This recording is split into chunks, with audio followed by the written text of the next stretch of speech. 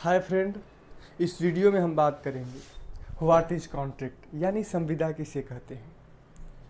तो दोस्तों चलिए वीडियो स्टार्ट करते हैं। What is contract. भारतीय संविदा अधिनियम यानी इंडियन कॉन्ट्रैक्ट एक्ट 1872 की धारा 2 के अनुसार यानी 2J के अनुसार विधि द्वारा प्रवर्तनीय प्रत्येक करार संविदा है। An agreement is enforceable by law.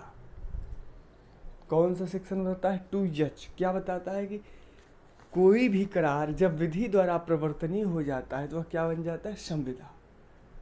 अब आगे बढ़ते हैं दोस्तों कि कौन सा करार, उसमें कौन से गुण हो कि वह संविदा बन जाए। तो ये इसकी बात करता है धारा 10। धारा 10 बताता है कि उसके अंदर कौन कौन से गुण, कौन कौन सी आवश्यक शर्तें होनी चाहिए उसे संविदा बनने के लिए। पहला, उसके जो पार्टीज हों, जो पक्षकार हों। कौन से पक्षकार होते हैं? सक्षम पक्षकार यानी कॉम्पिटेंट। आगे बताया गया है कि जो पक्षकारों की सम्मति हो वह किसी भय, दबाव या प्रपीड़न, असम्यक असर, कोरिशन में डाल के न ली गई हो। वह कैसी हो? स्वतंत्र सम्मति हो। और उनका जो उद्देश्य हो वह कैसा हो? विधिपूर्ण हो, नान विधिपूर्ण न हो। और वह विधि द्वारा शून्य घोषित न किया गया हो।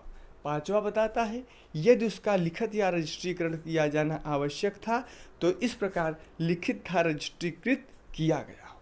यह सब बताया गया है। इसके आगे न्यायालय द्वारा जोड़ा गया है कि पक्षकारों का विधिक आशय भी होना चाहिए एक कॉन्ट्रैक्ट को करने के लिए। यह न्यायालय द्वारा बल्फर बनाम बल्फर के मामले में निर्धारित किया गया। तो दोस्तों ये सब बातें होनी चाहिए एक एग्रीमेंट को कॉन्ट्रैक्ट के रूप में परिवर्तित करने के लिए। जब ये सब बातें पाई जाएंगी तब वह सेक्शन 2 के अनुसार इन्फोर्सेबल बन जाएगा एग्रीमेंट, और वही एग्रीमेंट कॉन्ट्रैक्ट का रूप धारण कर लेगा। दोस्तों अब थोड़ा इसमें हम बात ये कर लेते हैं संविदा के प्रकारों की। जैसा कि लीगली रूप से संविदा के सामान्यतया 3 प्रकार बताए गए हैं। पहला, अवैध संविदा। जब किसी संविदा का उद्देश्य या प्रतिफल विधि विरुद्ध होता है तब उसे संविदा कहते हैं। विधि विरुद्ध संविदाओं के बारे में भारतीय कॉन्ट्रैक्ट अधिनियम के धारा 23 में बताए गए आधारों में जो संविदाएं होती हैं वह अवैध संविदा होती है।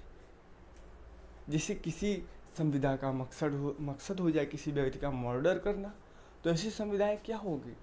वह विधि विरुद्ध हो जाएंगी। किसी लोक नीति के विरुद्ध हो, किसी व्यक्ति को क्षति पहुंचाने का उसका इरादा हो, तो वह कैसी संविदाएं होगी? विधि विरुद्ध संविदाएं। अब बात करते हैं शून्यकरणीय संविदा। शून्यकरणीय संविदा की परिभाषा सेक्शन 2I में दिया गया है। उसमें बताया गया है कि ऐसी संविदा जो कि पक्षकारों में एक या एक के अधिक के विकल्प पर विधि द्वारा प्रवर्तनीय हो किंतु अन्य के विकल्प पर नहीं, तो वह शून्यकरणीय संविदा कहलाएगी। यानी एग्जाम्पल दैट किसी एक पक्षकार के हाँ या ना पर निर्भर हो। ऐसी संविदाएं स्वतंत्र सम्मति के अभाव में ली गई होती हैं। अब बात करेंगे शून्य संविदा। शून्य संविदा जो है 2G में परिभाषित किया गया है।